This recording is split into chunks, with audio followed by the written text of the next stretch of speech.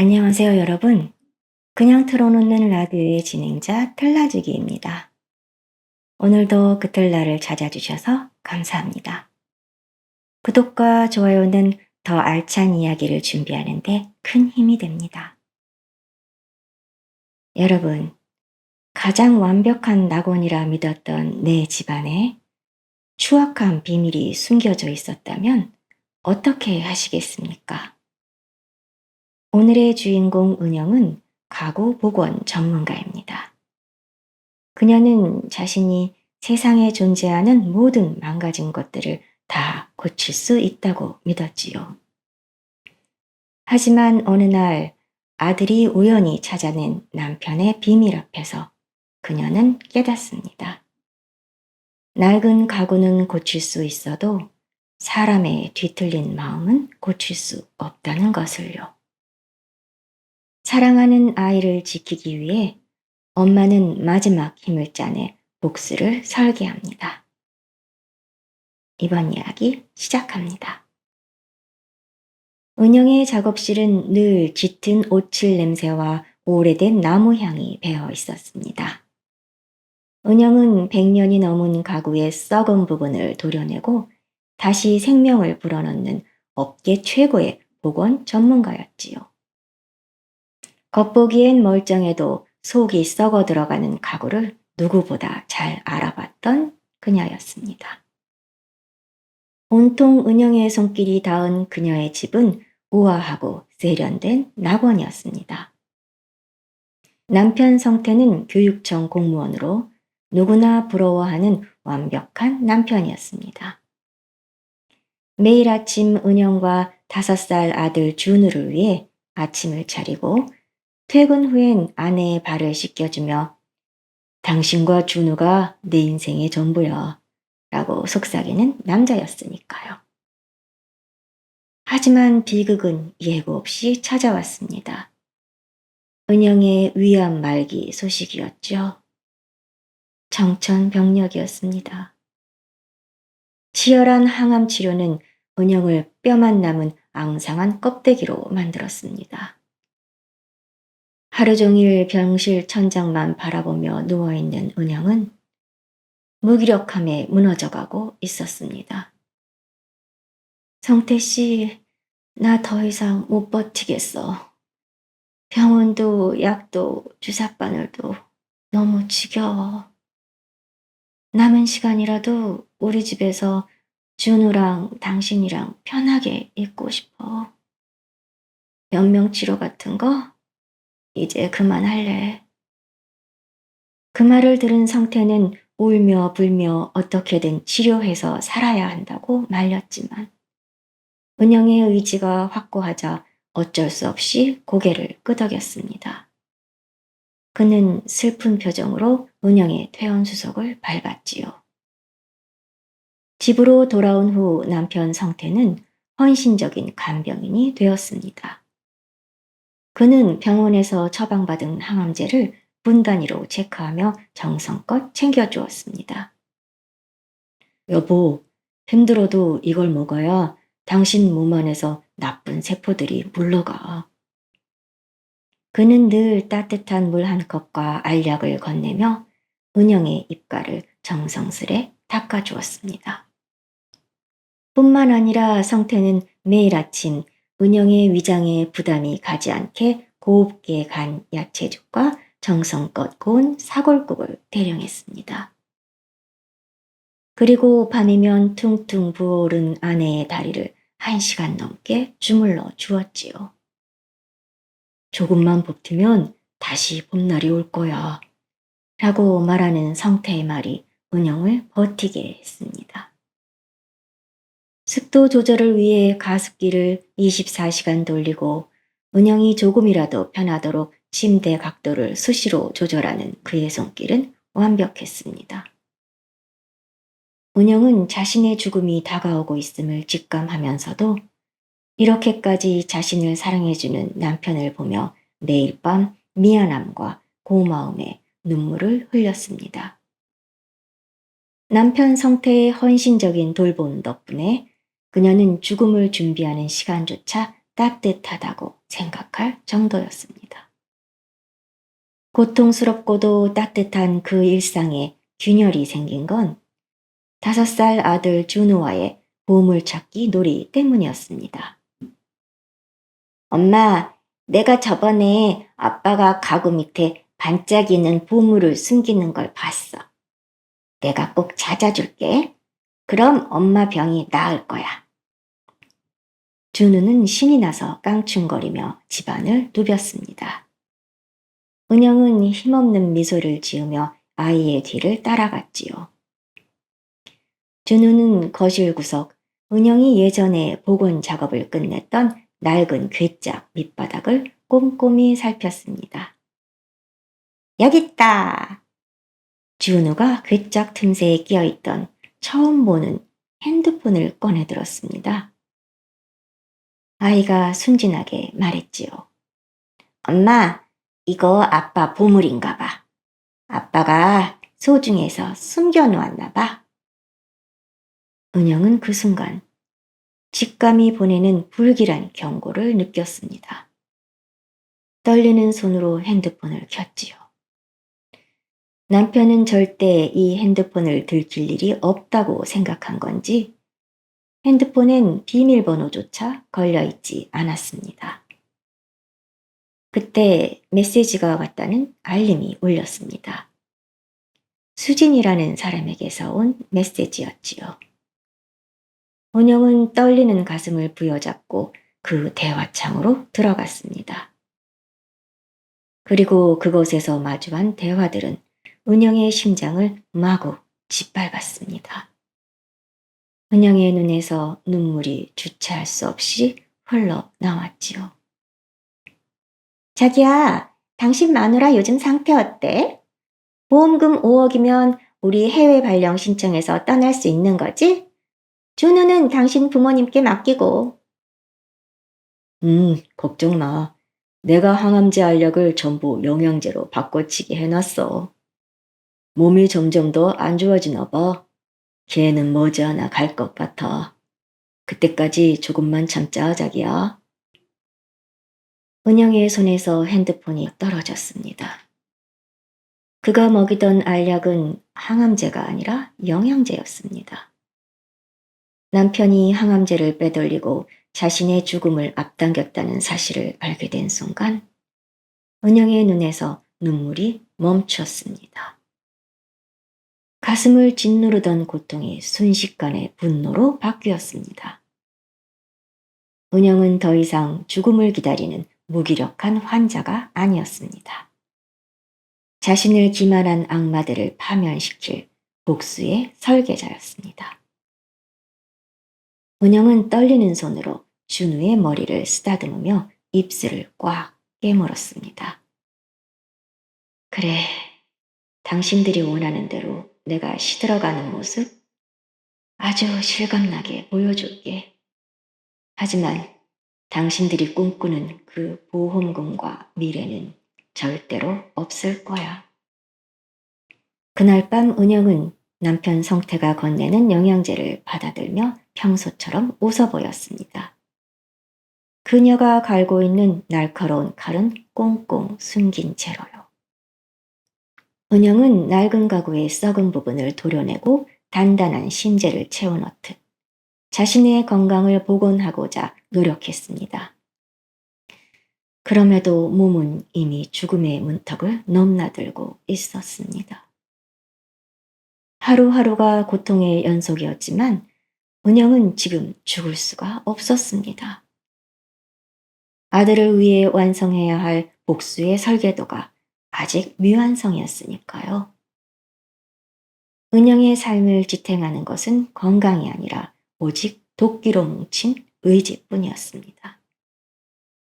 은영은 가장 잘하는 기술을 복수에 활용했습니다. 정태는 은영이 그저 방 안에서 가만히 죽어가는 줄 알았겠지만 사실 은영의 방은 은밀한 작전 기지였습니다. 은영은 집안 곳곳에 초소형 마이크와 카메라를 매립했습니다. 자신이 직접 복원했던 고풍스러운 앤틱 시계의 정교한 톱니바퀴 틈새에 거실 장식장 속의 화려한 조각 문양 속에 아무리 가까이에서 뜯어보아도 절대 눈치챌 수 없을 만큼 완벽한 은폐였습니다. 그 안에는 성태가 수진과 몰래 나누는 통화 내용이 적나라하게 담겼지요. 그 다음 은영은 업계에서 입이 무겁기로 소문난 탐정을 찾아갔습니다. 은영은 두둑한 봉투를 건네며 말했습니다. 한수진이라는 사람을 뒷조사해 주세요. 그리고 남편과 한수진 두 사람의 모든 동선을 확보해 주세요. 밀회 현장도 잡아주시고요. 둘을 끌어내릴 모든 것들을 조사해 주세요. 며칠 후 탐정에게서 건네받은 서류 봉투 속에는 은영이 예상했던 것보다 훨씬 더 추악한 진실들이 담겨 있었습니다. 수지는 성태와 같은 교육청에서 근무하는 공무원이자 유부녀였습니다. 두 사람은 출장을 핑계로 공금을 이용해 호화로운 여행과 데이트를 즐기기도 했습니다. 은영은 이런 살얼음판 같은 복수 속에서도 아들 준우와의 시간만큼은 소중하게 지켰습니다. 준우를 앉혀놓고 가구의 나이테를 보여주며 이야기했지요. 준우야, 이 나무를 봐. 겉은 멀쩡해 보여도 속이 썩어 있는 가구들이 있어. 그럴 땐 겉만 닦으면 안 되고 아주 깊숙이 숨겨진 진짜 모습을 찾아내야 해.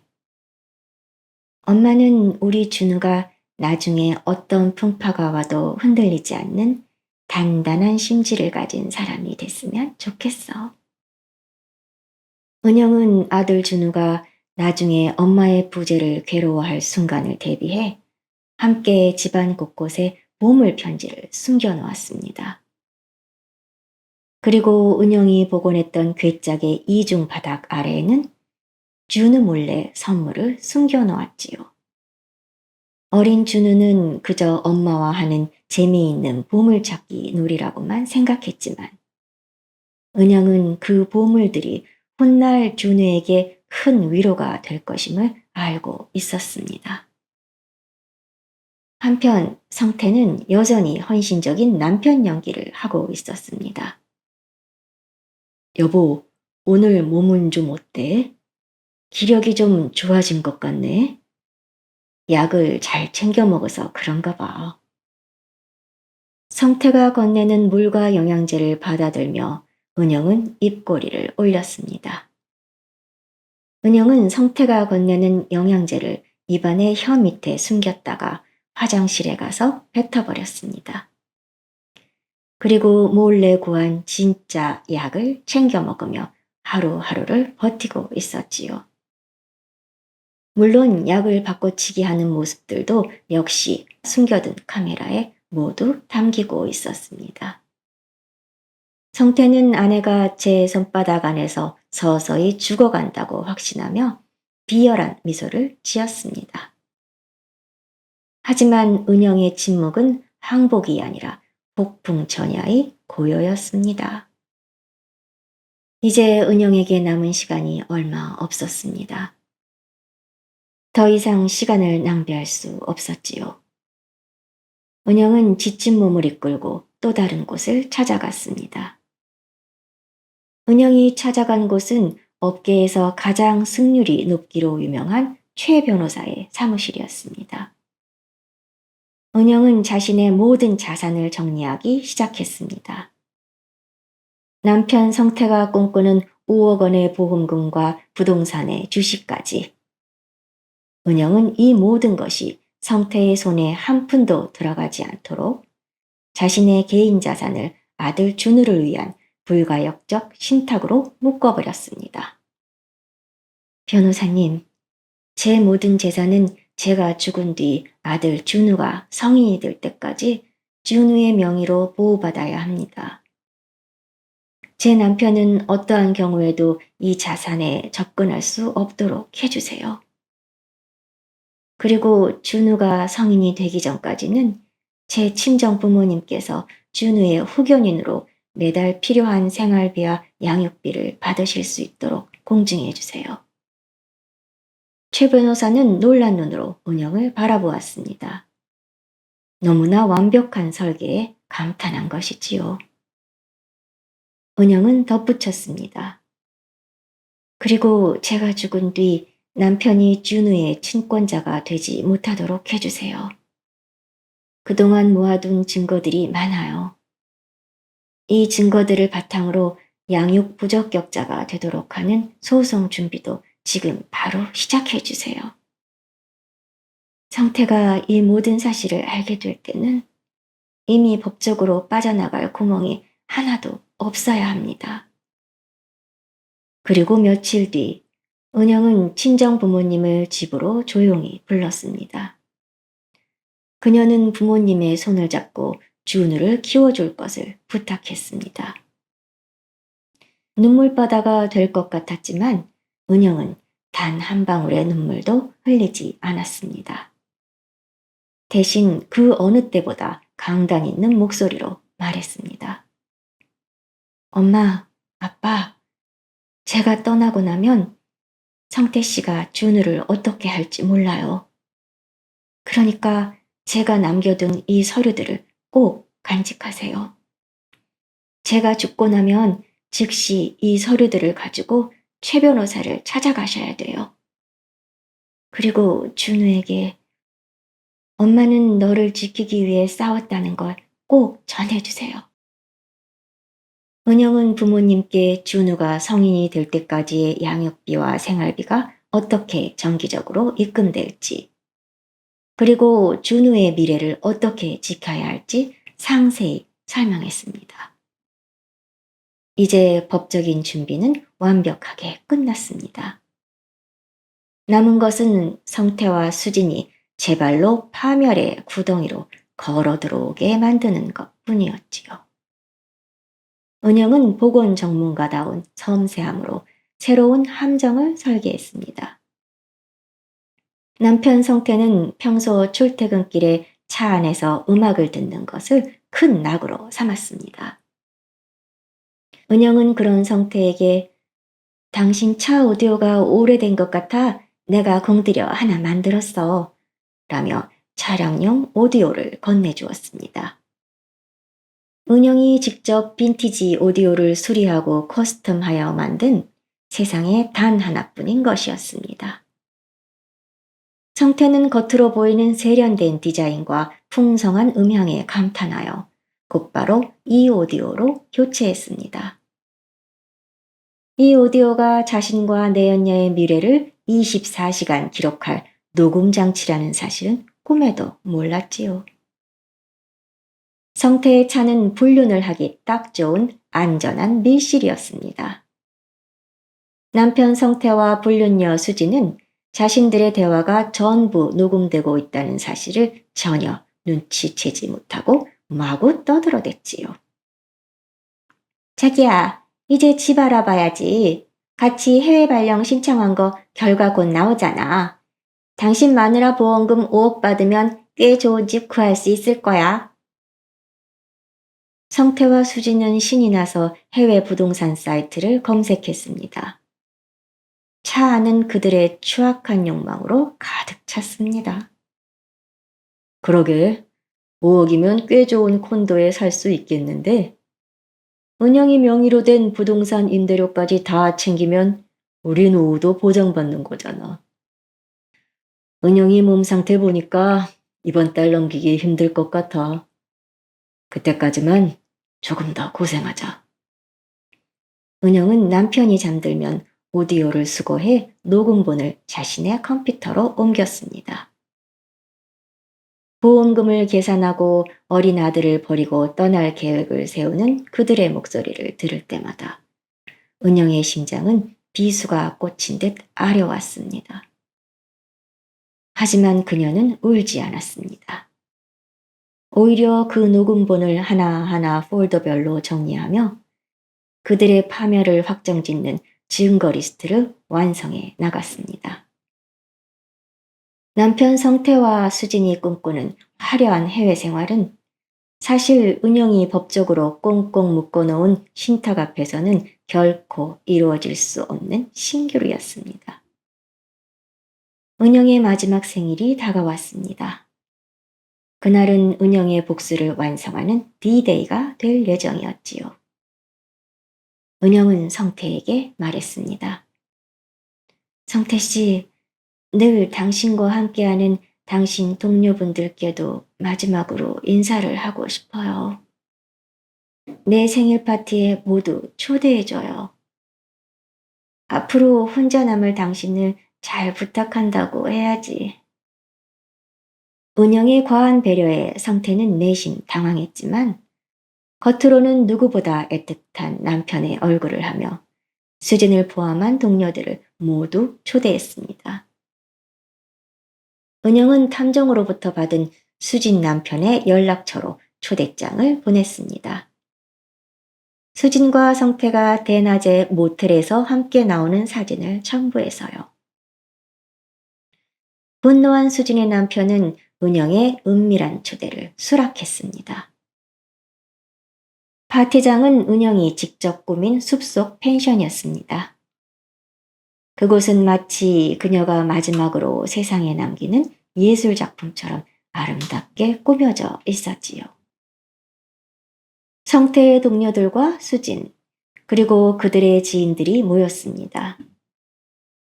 모두가 은영과 성태에게 위로의 말을 건넸지요. 남편 성태는 사람들 앞에서 연신 눈물을 훔치며 우리 은영이 떠나기 전에 좋은 추억 많이 만들어주고 싶어서요. 라며 소름 끼치는 연기를 펼쳤습니다.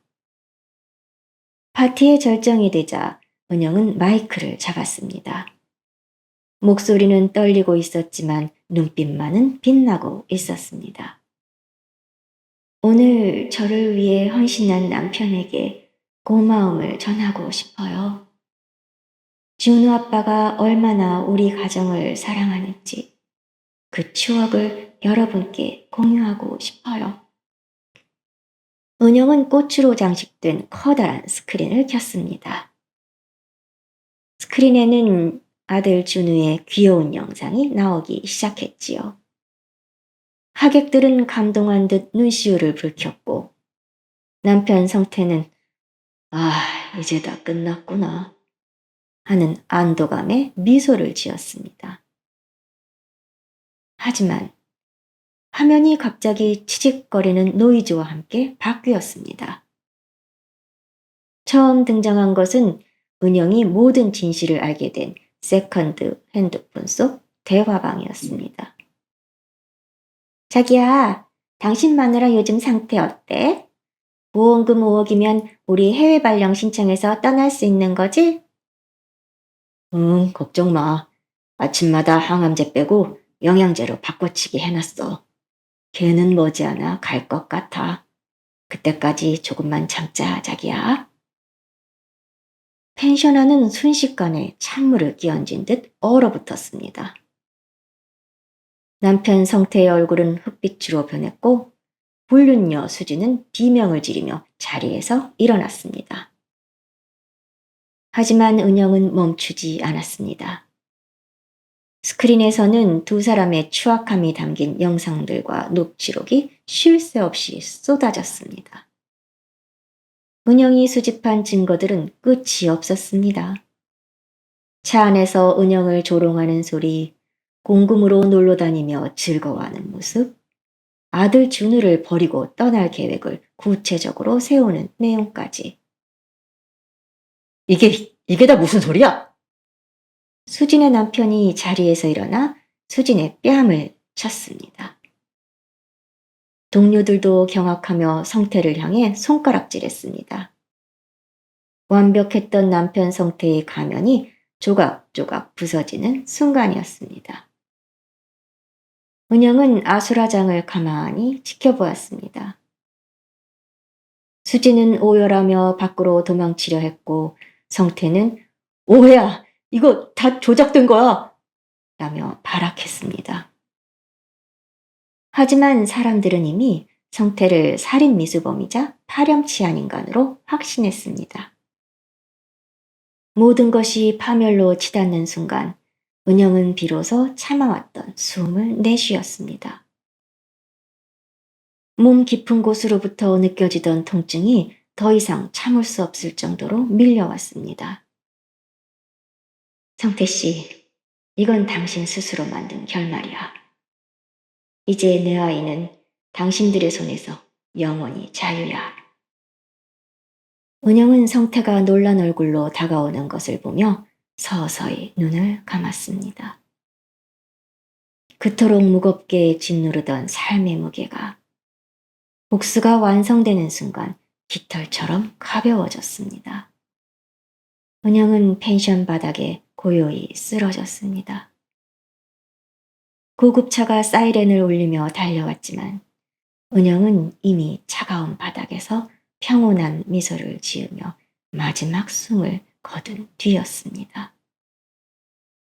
남편 성태와 불륜녀 수진의 인생을 파멸시키고 아들 준우를 지켜낸 복원과 은영의 마지막 작품이 완성된 순간이었습니다. 그날 파티장에서 터져나온 충격적인 비밀은 단순한 폭로를 넘어 성태와 수진의 인생을 송두리째 무너뜨리는 파멸의 폭탄이 되었습니다. 은영의 사망으로 펜션에 출동한 경찰들은 즉각적인 수사에 착수했고 은영이 남겨두었던 영상들과 녹취 파일들은 빈틈없는 결정적 증거가 되었습니다. 법의 심판은 잔인할 만큼 엄정했습니다. 성태는 교육청 공무원 품위 유지 위반 및 횡령, 그리고 아내의 처방약을 고의로 바꿔치기 한 사실까지 밝혀져 파면 처분을 받았습니다. 그가 그토록 소중하게 여기던 공무원 연금은 전액 몰수되었고 퇴직금마저 횡령액 변제와 소송으로 인해 압류되었습니다. 수진 역시 사회적으로 완벽하게 매장되었습니다. 두 사람의 불륜과 공금 유용 사실은 각종 미디어에 대대적으로 보도되었습니다. 수진은 직장에서 해고된 것은 물론 남편으로부터 거액의 이혼 소송도 당하게 되었습니다. 성태와 수진이 꿈꾸었던 해외에서의 호화로운 새 출발은 법정에서 갈기갈기 찢겨 나갔습니다. 은영이 변호사를 통해 설계해둔 불가역적 신탁 덕분에 남편 성태는 은영의 사망보험금은커녕 장례식 비용조차 마련하지 못했지요.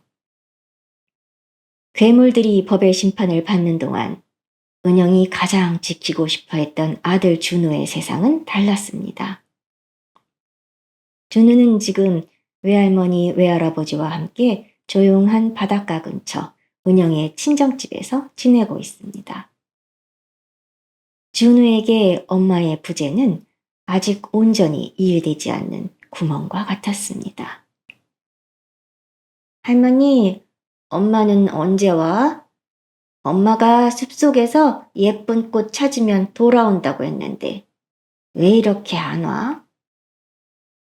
준우는 엄마가 떠난 그날 엄마가 자신을 꼭 껴안아주며 엄마는 숲속에 잠시 다녀올게. 그동안 할머니랑 씩씩하게 기다려. 라고 했던 말을 굳게 믿고 있었습니다. 은영은 떠나기 전 어린 준우가 엄마의 죽음을 너무 일찍 마주해 상처받지 않도록 친정 부모님께 신신당부해 두었습니다. 외할머니는 준우를 품에 안고 눈물을 삼키며 대답했습니다. 준우야, 엄마가 숲에서 꽃을 찾는데 시간이 조금 걸리나 봐. 엄마를 다시 만날 때까지 우리 준우가 씩씩하게 자라야지. 그래야 엄마가 마음 편하게 꽃을 찾을 수 있어. 준우는 고개를 끄덕이며 씩씩하게 밥을 먹고 마당에서 강아지와 뛰어놀았습니다. 준우의 세상은 여전히 엄마의 사랑으로 가득했습니다. 엄마가 가구에 숨겨두었던 보물들을 하나씩 꺼내볼 때마다 준우는 엄마의 사랑이 담긴 편지를 보며 환하게 웃었습니다. 엄마는 비록 곁에 없지만 아이에게는 여전히 살아있는 따뜻한 기억으로 남아 있었습니다. 남편 성태는 이제 갈 곳도 머물 곳도 없었습니다. 그는 은영이 남긴 아파트를 찾아가 문을 두드려 보았지만 이미 집은 은영의 유언에 따라 아들 준우의 명의로 등기되어 있었습니다. 경비실에서는 출입조차 금지했지요. 성태는 길거리에서 낡은 서류 가방을 든 채 화려한 미래 계획을 세우던 과거의 자신을 저주하며 비참한 몰락을 맛보고 있었습니다. 은영은 승리했습니다. 그녀는 육체적으로는 죽었지만 악마들에게는 뼈아픈 파멸을, 아들에게는 영원히 마르지 않을 사랑의 샘물을 남겼습니다. 엄마 은영의 완벽한 설계는 그녀가 없는 세상에서도 아들 준우를 단단하게 지키고 있었습니다. 그로부터 20년이라는 시간이 흘렀습니다. 은영의 작업실이었던 공간은 이제 훌쩍 자란 준우의 작업실이 되었습니다. 준우는 엄마를 따라 가구 복원가가 되었습니다. 짙은 오칠 냄새와 오래된 나무 향이 밴 그곳에서 이제는 어엿한 어른이 된 준우가 가구를 복원하고 있습니다. 준우의 손길은 섬세하고 신중했습니다. 그는 마치 엄마가 그랬던 것처럼 정성스럽게 낡고 부서진 것들에 새 생명을 불어넣고 있었습니다. 준우는 어릴 적 엄마와 함께했던 보물찾기 놀이를 기억합니다. 외할머니, 외할아버지의 손에 자라면서도 그는 늘 엄마의 향기를 쫓았습니다. 그리고 오늘 엄마가 마지막으로 복원했다던 그 낡은 괴짝을 마주하게 되었습니다. 준우는 예전에 엄마가 하던 대로 괴짝의 이중 바닥을 조심스럽게 건드렸습니다. 그러자 툭 소리와 함께 숨겨져 있던 작은 공간이 열렸습니다. 그 안에는 엄마가 남긴 손편지와 영상이 담긴 USB, 그리고 엄마의 손때가 묻은 낡은 복원 도구들이 정갈하게 놓여 있었습니다. 오랜만에 발견하는 엄마가 숨겨둔 보물이었습니다. 준우는 떨리는 손으로 편지를 펼쳤습니다. 우리 아들 준우에게. 엄마가 떠나고 시간이 아주 많이 흘렀겠지? 이 편지를 읽고 있다면 어쩌면 우리 준우는 엄마보다 더 훌륭한 가구 복원가가 되어 있을지도 모르겠네. 어린 준우는 엄마처럼 가구 복원가가 되고 싶어 했단다. 준우야, 엄마는 평생 가구의 썩은 부분을 도려내고 단단한 심지를 채우는 일을 했지만 사실 엄마가 가장 고치고 싶었던 건 우리 준우가 살아갈 세상이었단다. 준우가 온전히 사랑받는 세상에서 자라길 바란다. 준우야, 엄마가 세상에서 가장 사랑해.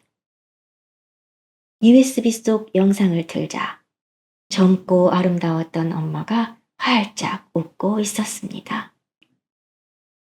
엄마는 자신의 죽음을 담담히 받아들이며 아들 준우가 겪게 될 세상이 얼마나 따뜻한지 설명해 주었습니다. 그리고 엄마는 준우를 떠난 것이 아니라 언제나 나뭇결 속에 살아있다고 말해 주었습니다.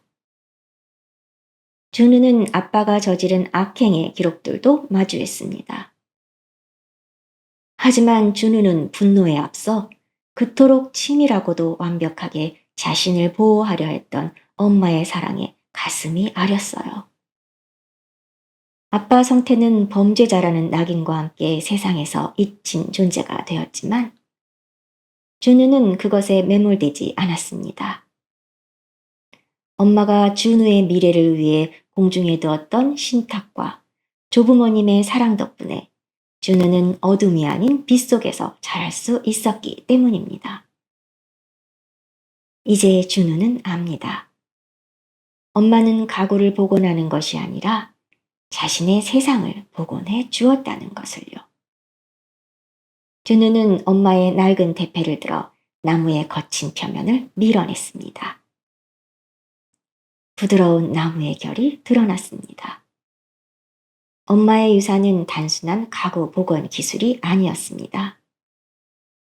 거센 비바람이 몰아쳐도 썩지 않는 단단한 마음으로 다시 일어서는 법, 그리고 아픈 기억조차 아름다운 무늬로 승화시키는 법이었지요. 준우는 맑게 웃었습니다. 작업실 안으로 따스한 봄바람이 불어왔습니다. 그 바람은 20년 전 엄마가 준우의 머리카락을 쓸어주던 손길 같았습니다. 은영 씨의 이야기가 막을 내렸습니다. 죽음보다 강한 사랑으로 아이의 미래를 복원해냈던 한 어머니의 위대한 설계. 어쩌면 우리도 각자의 삶 속에 썩어가는 낡은 상처 하나쯤은 있을지 모릅니다. 하지만 은영 씨가 아들 준우에게 보여주었듯 그 상처를 파내고 정성껏 다듬다 보면 결국 우리만의 아름다운 결을 다시 찾을 수 있지 않을까요? 여러분의 삶에서 복원하고 싶은 기억이 있다면 무엇인가요? 다시 고쳐 쓰고 싶은 순간이나 그때로 돌아가 다듬어주고 싶은 마음이 있다면 댓글로 적어주세요. 긴 시간 함께 해주셔서 감사합니다. 세상의 모든 부서진 마음들이 오늘 이 이야기로 조금이나마 복원되었기를 바랍니다. 지금까지 그냥 틀어놓는 라디오였습니다. 시청해주셔서 감사합니다.